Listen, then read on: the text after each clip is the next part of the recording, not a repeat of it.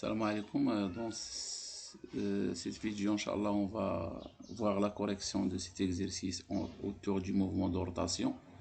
Alors, l'énoncé, on a une barre AB homogène de longueur L et de masse M qui tourne autour d'un axe fixe delta, soit un point M appartenant à la barre, tel que OM, la distance OM est égale à AB sur 4.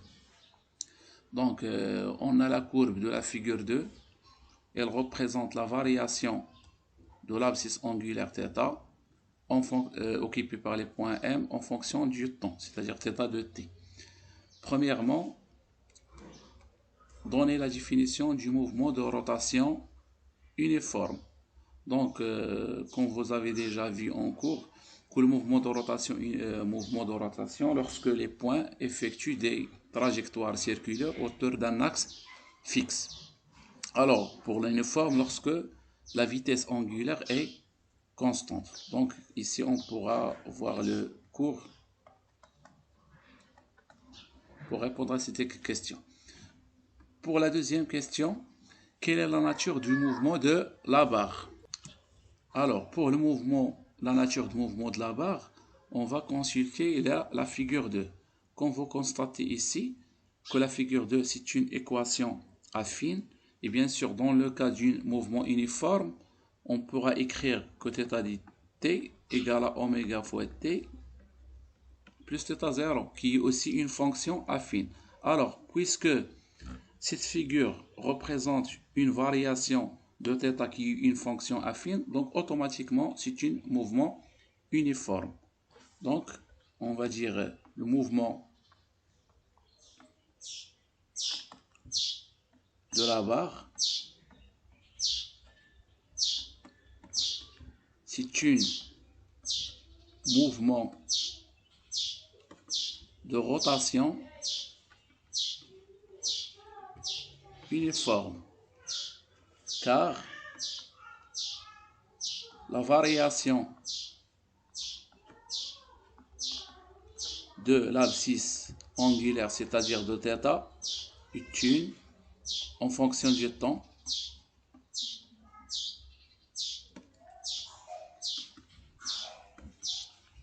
est une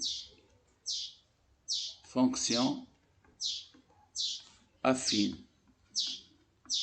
Bien sûr, affine qui peut s'écrire sous la forme alpha de t, et θ de t est égal à alpha fois t plus bêta.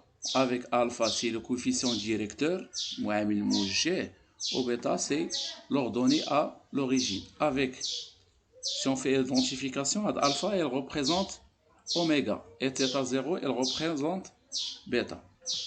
Donc, la troisième question, écrire l'équation horaire de la barre. Bien sûr, pour écrire l'équation de la barre, on pourra utiliser ce graphe et déterminer la forme de la fonction affine. Donc l'équation horaire qui s'écrit sous cette forme, ou bien θ de t égale à oméga fois t plus θ0. Donc il suffit de chercher oméga de t et θ0. Pour le oméga de t, on va prendre deux points, coefficient directeur, on le détermine en utilisant le graphe, en choisissant deux points. On va choisir 4 pi et 30. Deuxième point, ça va être n'importe quel point. On va choisir 2 pi et 10. Ça, elle représente θ2, θ1, t2 moins t1. Donc, oméga qui est égal à delta θ sur delta t, qui est égal à θ2 moins θ1 sur t2, je m'excuse, t2. Donc oméga égale à θ2 moins θ1 sur t2 moins t1. Bien sûr, on va remplacer θ2 par 4 pi. Ici, moins 2 pi. sur 30 moins 10. 30 moins 10, mais on doit faire attention aux unités. Ça, c'est en millisecondes. Donc, on va multiplier par 10 à la puissance moins 3. Bien sûr, après calcul, on aura oméga qui est égal à environ 2pi sur 20 multiplié par 10 à la puissance moins 3. Après simplification, on va obtenir, je pense, 3,14 fois 10 à la puissance 2 rad par seconde. Pour θ0, θ0 c'est l'ordonnée à l'origine, donc on va voir l'intersection de la droite avec l'axe des ordonnées. Donc θ0 dans ce cas, ce n'est autre que la valeur pi, qui est égale à 3,14 rad. Après avoir déterminé oméga et θ0, on va écrire l'expression de l'équation horaire qui est égale à θ de t égale 3,14 10 à la puissance 2 fois t plus pi ou bien 3,14. Donc ça c'est l'équation horaire. Ça c'est 3,14. Alors, maintenant on va passer à l'équation 4, à la question 4. Pour la question 4, il nous a demandé de déduire la vitesse angulaire de rotation de la barre, puis la vitesse linéaire au point M. Pour la vitesse angulaire, c'est déjà calculé, c'est le coefficient directeur, c'est-à-dire c'est cette quantité. Donc automatiquement, pour la valeur de la vitesse angulaire, c'est oméga qui est égal à 3,14 10 à la puissance 2 rad par seconde. Et pour la deuxième partie, puis la vitesse linéaire. La vitesse linéaire d'un point, bien sûr, on sait bien que nous avons une relation qui relie oméga avec V. Pour un point situé une distance d'un rayon R du centre, on a l'expression suivante. La vitesse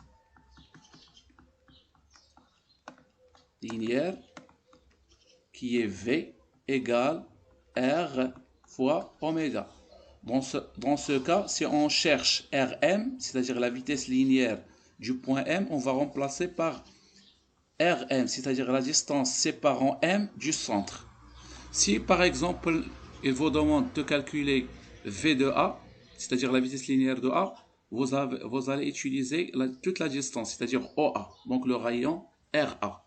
Dans ce cas, on va étudier seulement le point M. Alors, il suffit de chercher le rayon RM. RM, c'est-à-dire c'est la distance OM, qui est égale à AB sur 4. Donc, ce n'est autre que AB sur 4 multiplié par oméga.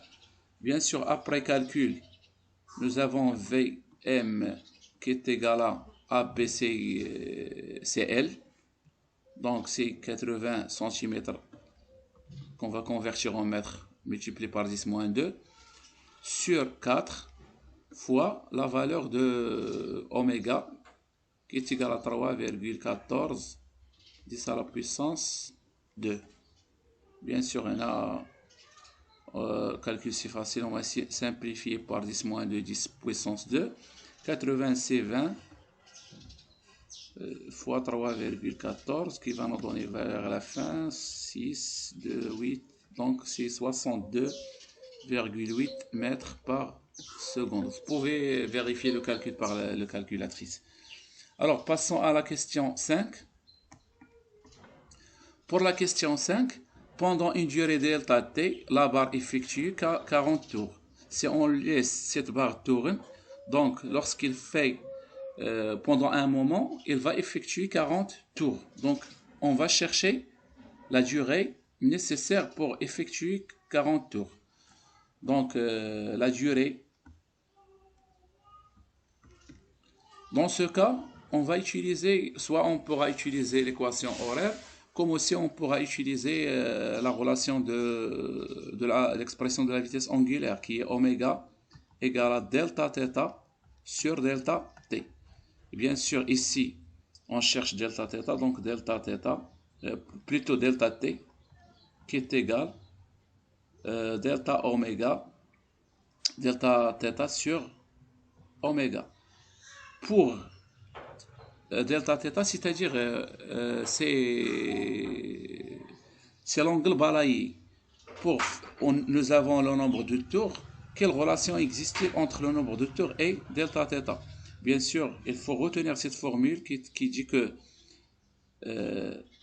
delta θ, ce n'est autre que 2π fois n, avec n c'est le nombre de tours. Par exemple, si le corps effectue un tour plutôt, donc il a balayé 2π, etc. Donc c'est 2π fois n sur oméga. Bien sûr, ici c'est 2π multiplié par n, c'est 40 tours sur oméga qui est égal à 3,14 10 à la puissance 2. Après calcul, bien sûr, je pense que vous allez avoir une valeur de 2 fois 40, ça fait 80. Donc c'est environ 0,8, je pense, secondes. Vous pouvez vérifier le calcul. L'essentiel, c'est les relations à retenir. Donc vous devez retenir cette relation. La relation entre V et oméga, ainsi que l'expression de la vitesse angulaire, ainsi que delta θ qui représente 2π fois n si nous avons le nombre de tours ou on cherche le nombre de tours. Merci pour votre attention.